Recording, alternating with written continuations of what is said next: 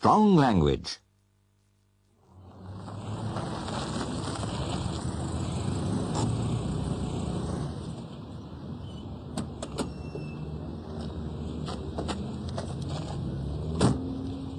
Oi, you! I was waiting to back into that space. Were you? Bad luck, mate. But I was indicating. I've been here for ages. Well, you were too slow, weren't you? Look, I'm not letting you get away with this. You'd better move, or else. Or else what? Or else I'll... Clear off, chum. I haven't got time. Yeah, you'd better watch it. Leave it, mate. Don't be so stupid. Just watch it, or I'll... Will you? You and whose army? Right, come on then. I'll give you one. Is that a threat or a promise, darling? Look, I'm off. I haven't got all day. Come back here. I'll...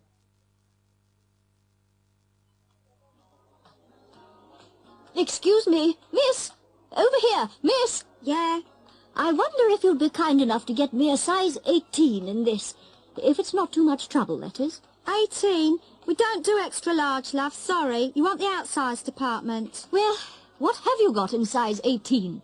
Eh? I thought I told you. We don't do extra large in anything. All right, but there's no need to be so unpleasant, you know. I say, I am talking to you. I said... Oh? I am sorry, madam. I didn't want to upset madam, did I, madam? I was listening to madam.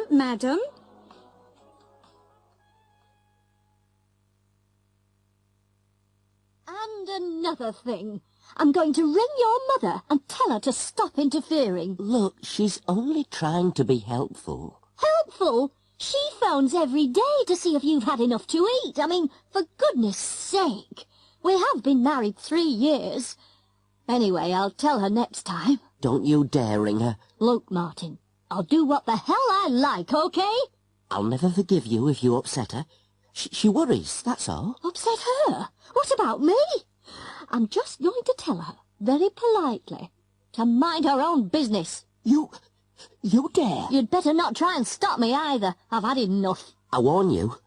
You phone her, and that's it. That's it. That's it. What the hell do you mean, that's it? I tell you, I'll leave if you do. Leave? Run home to Mummy? Don't threaten me, Martin. I couldn't care less what you do. You...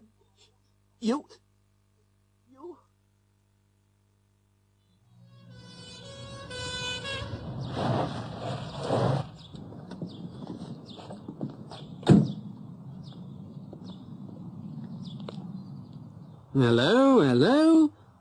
Where's the fire? Sorry, I don't understand. You seem to be in a bit of a hurry, sir. I wondered if there was an emergency of some kind. No emergency. In that case, I better see your licence. You have got a licence, I suppose? Yes. What do you mean? Oh, it's just the way you were driving. I wondered if you'd passed your test, that's all. Very funny. Here it is. Right. David Humphreys. Mm-hmm. What's your date of birth, David? 9th of the 7th, 57. That's right. OK, Dave, get out of the car. What? Come on, Davey. I think we'll just take a breath test, eh? Look here, officer. I have not been drinking. I'm sure you haven't, Dave. But the test will settle that, won't it? I don't like your attitude, Constable. I mean, all I was doing...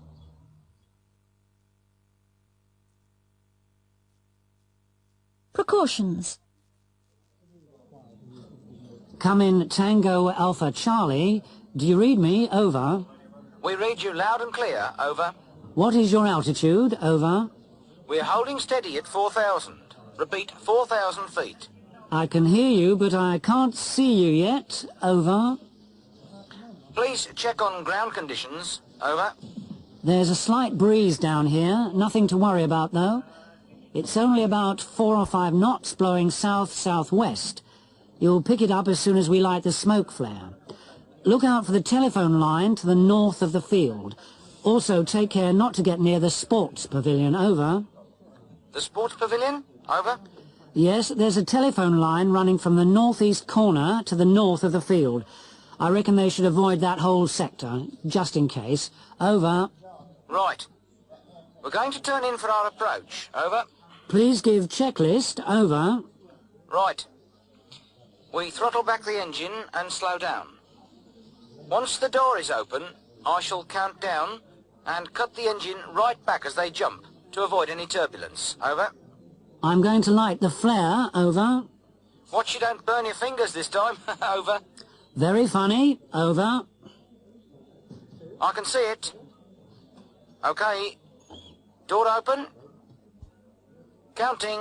5, 4, 3, 2, 1. 1 out. 2 out. All out. Over. I can see them. 1, 2, 3. All chutes open. Here they come.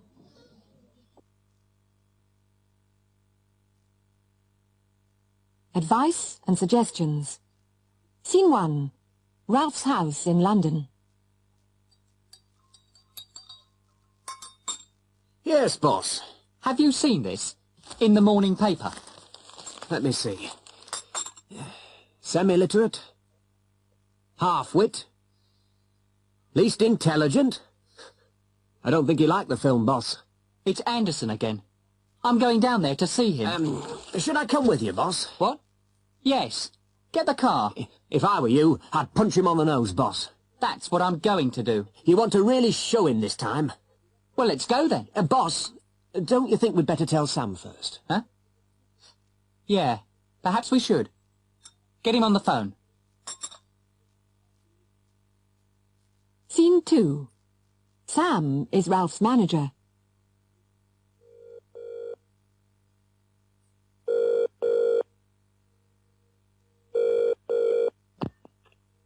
Samuel Compton? Sam, it's me. Ralph. Oh, hi, Ralph. Did you see the paper? Yes. I'm going down to see Anderson now. What? No, you'd better not, Ralph. Leave it. Did you see what he called me? Semi-literate? He's a critic, Ralph. That's not criticism. It's libel. He's not going to get away with it. All right, Ralph. Calm down. Perhaps you ought to talk to a lawyer. A lawyer? Maybe you could sue him. I'll sue him for every penny he's got. Yes, well, why don't you just phone a lawyer? Go and have a talk about it. Scene 3.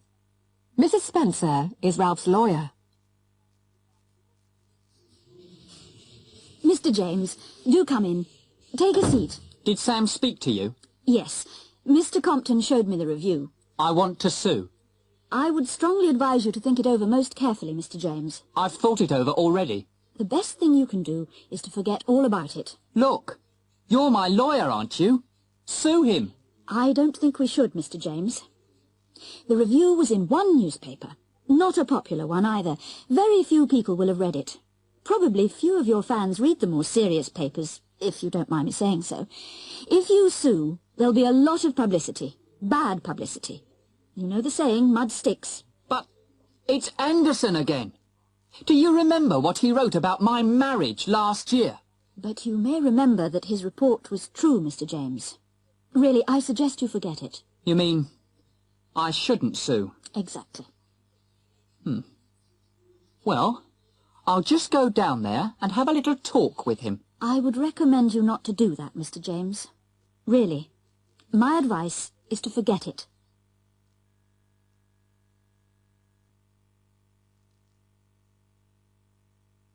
The Importance of Being Earnest. Oscar Wilde's comedy, The Importance of Being Earnest, was first performed in 1895, and since then it has become the most performed play in the English theatre. They say that every Englishman is, or wants to be, an actor, and amateur dramatics are certainly a popular pastime.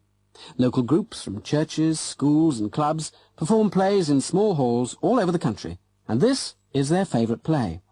On any Friday or Saturday night in the winter months, it is being performed somewhere in the country. In this scene, Jack Worthing is being interviewed by his prospective mother-in-law, the formidable Lady Bracknell, for the first time. You can take a seat, Mr. Worthing. Thank you, Lady Bracknell. I prefer standing. I feel bound to tell you that you are not down on my list of eligible young men, although I have the same list as the dear Duchess of Bolton has. We work together, in fact. However, I am quite ready to enter your name. Should your answers be what a really affectionate mother requires, do you smoke? Well, yes. I must admit I smoke. I'm glad to hear it. A man should always have an occupation of some kind. There are far too many idle men in London as it is. How old are you? 29. A very good age to be married at. I have always been of the opinion that a man who desires to get married should know either everything or nothing. Which do you know? I know nothing, Lady Bracknell. I am pleased to hear it. I do not approve of anything that tampers with natural ignorance. Ignorance is like a delicate exotic fruit. Touch it, and the bloom is gone. The whole theory of modern education is radically unsound. Fortunately, in England, at any rate, education produces no effect whatsoever. If it did, it would prove a serious danger to the upper classes and probably lead to acts of violence in Grosvenor Square. What is your income? Between 7,000 and 8,000 a year. In land or in investments? In investments, chiefly. That is satisfactory. What between the duties expected of one during one's lifetime and the duties exacted from one after one's death, land has ceased to be either a profit or a pleasure. It gives one position and prevents one from keeping it up. That's all that can be said about land. I have a country house with some land, of course, attached to it. About 1,500 acres, I believe, but I don't depend on that for my real income. In fact, as far as I can make out, the poachers are the only people who make anything out of it. A country house? How many bedrooms? Well, that point can be cleared up afterwards. You have a townhouse, I hope.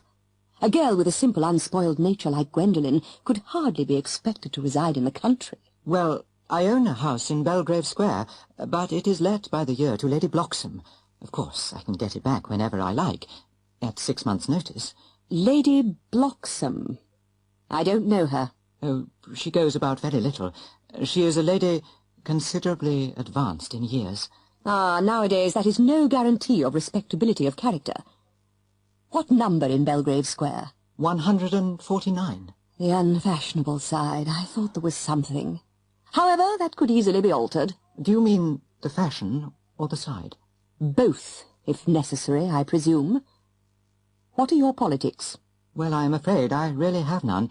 I am a Liberal Unionist. Oh, they count as Tories. They dine with us. Or come in the evening, at any rate.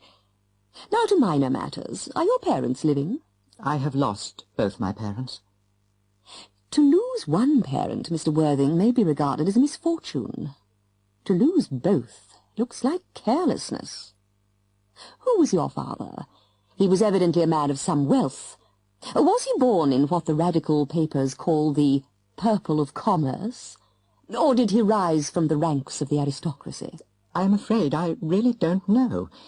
The fact is, Lady Bracknell, I said I had lost my parents. It would be nearer the truth to say that my parents seem to have lost me. I don't actually know who I am by birth. I was found. Found? The late Mr. Thomas Cardew, an old gentleman of a very charitable and kindly disposition, found me, and gave me the name of Worthing, because he happened to have a first-class ticket for Worthing in his pocket at the time. Worthing is a place in Sussex. It is a seaside resort. Where did the charitable gentleman who had a first-class ticket for this seaside resort find you? In a handbag. A handbag? Yes, Lady Bracknell. I was in a handbag, a somewhat large black leather handbag with handles to it. An ordinary handbag, in fact. In what locality did this Mr. James or Thomas Cardew come across this ordinary handbag? In the cloakroom at Victoria Station. It was given to him in mistake for his own. The cloakroom at Victoria Station? Yes. The Brighton line. The line is immaterial. Mr. Worthing, I confess I feel somewhat bewildered by what you have just told me. To be born, or at any rate bred in a handbag, whether it had handles or not, seems to me to display a contempt for the ordinary decencies of family life that reminds one of the worst excesses of the French Revolution. And I presume you know what that unfortunate movement led to. As for the particular locality in which the handbag was found, a cloakroom at a railway station might serve to conceal a social indiscretion. Has probably, indeed, been used for that purpose before now, but it could hardly be regarded as an assured basis for a recognized position in good society. May I ask you, then, what you would advise me to do? I need hardly say I would do anything in the world to ensure Gwendolyn's happiness. I would strongly advise you, Mr. Worthing, to try and acquire some relations as soon as possible, and to make a definite effort to produce at any rate one parent of either sex before the season is quite over. Well, I don't see how I could possibly manage to do that. I can produce the handbag at any moment. It is in my dressing room at home. I really think that should satisfy you, Lady Bracknell. Me, sir? What has it to do with me? You can hardly imagine that I and Lord Bracknell would dream of allowing our only daughter, a girl brought up with the utmost care, to marry into a cloakroom and form an alliance with a parcel. Good morning, Mr. Worthing.